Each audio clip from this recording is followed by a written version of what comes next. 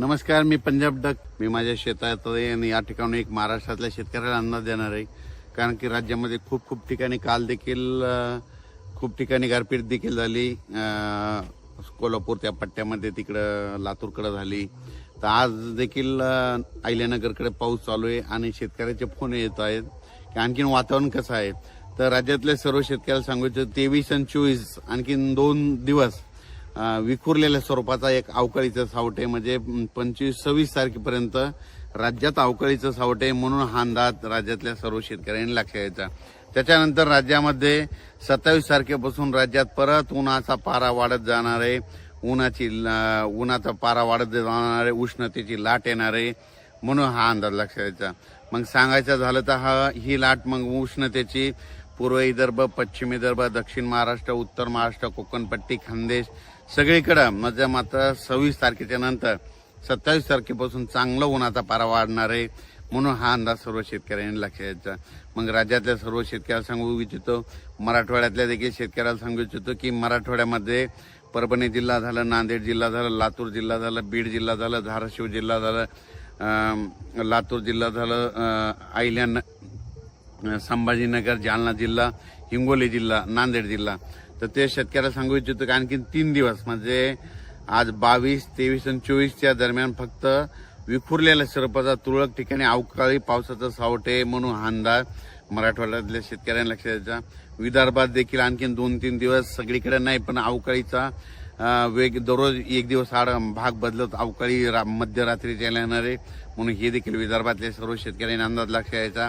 त्याच्यानंतर उत्तर महाराष्ट्रातल्या शेतकऱ्याला सांगू इच्छितो की आज 23, 24, 25 पर्यंत उत्तर महाराष्ट्राकडे समजा इकडे पुणे जिल्हा झालं, समजा अहिल्यानगर जिल्हा झालं, नाशिक जिल्हा झालं, जळगाव जिल्हा झालं, धुळे जिल्हा झालं, ह्या पट्ट्यामध्ये संभाजीनगर पट्ट्यामध्ये आणखीन 3 दिवस वातावरण खराब राहील. म्हणजे सर्वदूर पडणार नाही, फक्त अवकाळीचं सावट राहील. म्हणून आणखी 2-3 दिवस अवकाळी राहणार आहे.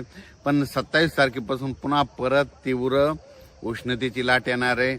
काही ठिकाणी 44 अंश, 42 अंश, 40 अंश, 38 अंशापर्यंत 44 आणि काही ठिकाणी 45-46 अंशावर देखील पारा 1 मेच्या दरम्यान जाणार आहे. म्हणून हे देखील लक्षात येतं. मेच्या पहिल्या आठवड्यात हवामान तीव्र उष्णतेची लाट राहणार आहे. म्हणून हे देखील अंदाज सर्व शेतकऱ्यांनी लक्षात द्यायचा. म्हणजे 1 मे पासून परत राज्यात चांगली उष्णता वाढणार आहे. म्हणून हे देखील सर्व शेतकऱ्यांनी लक्षात द्यायचं. आता 26 तारखेच्या नंतर देखील उष्णतेची लाट येणार आहे. म्हणून ज्यांच्या हळदी असेल, कांदे असेल तर तुम्ही काढू शकता, हळदी शिजवू शकता, वाळू घालू शकता. कारण की 26 तारखेपर्यंतच राज्यात अवकाळीचं सावट आहे. हे काही सर्वदूर नाही, विखुरलेल्या स्वरूपाचं आहे. 1 दिवस आड, 2 दिवस आड येत राहणार आहे. म्हणून हा अंदाज राज्यातल्या सर्व शेतकऱ्यांना लक्षात द्यायचा. तसेच इकडं धाराशिव जिल्हा झालं, लातूर जिल्हा झालं, त्याच्यानंतर कोल्हापूर जिल्हा झालं, त्याच्यानंतर सातारा जिल्हा झाला. आज देखील सातारा जिल्ह्यात खूप पाऊस गारपीट झाली. तर सातारा जिल्हा झाला, पुणे जिल्हा झाला, 2 तालुका झालं, त्याच्यानंतर अहिल्यानगर, त्याच्यानंतर नाशिक, येवला ह्या पट्ट्यामध्ये आणखीन जवळपास 3 दिवस वातावरण थोडं खराबच राहणार आहे. म्हणून हे अंदाज लक्षात यायचा. राज्यात मग 27 तारखेपासून राज्यात परत हवामान कोरडं होणार आहे. उष्णतेची लाट येत राहणार आहे. म्हणून हा अंदाज लक्षात घ्यायचा. उष्णतेपासून लहान मुलाची, वयोवृद्धाची आणि आपल्या पाळीव प्राण्यांची काळजी घ्यावी. म्हणून हे देखील या व्हिडिओमध्ये सांगतो.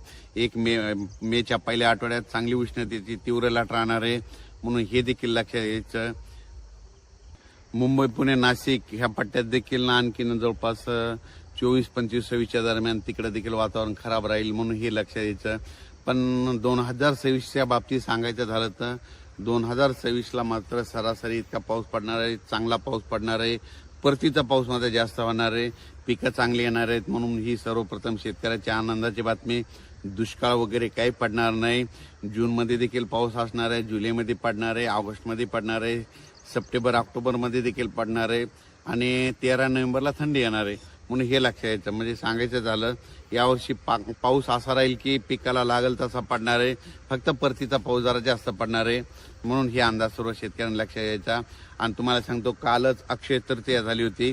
अक्षय तृतीयापासून कंप्लीट 40 दिवस पाऊस असतो. तर आता 2 दिवस झालेत, माझं कंप्लीट आणखीन 38 दिवस पाऊस राहिला आहे. म्हणून शेतकऱ्यांनी शेतीचे कामे करून घ्या.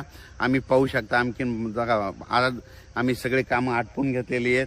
म्हणून माझी शेतकऱ्याला विनंती आहे, तर तुम्ही देखील काय करा, आता कंप्लीट 38 दिवस पाऊस राहिला आहे, म्हणून तुम्ही तुमच्या शेताची कामे आटपून घ्यावी. धन्यवाद.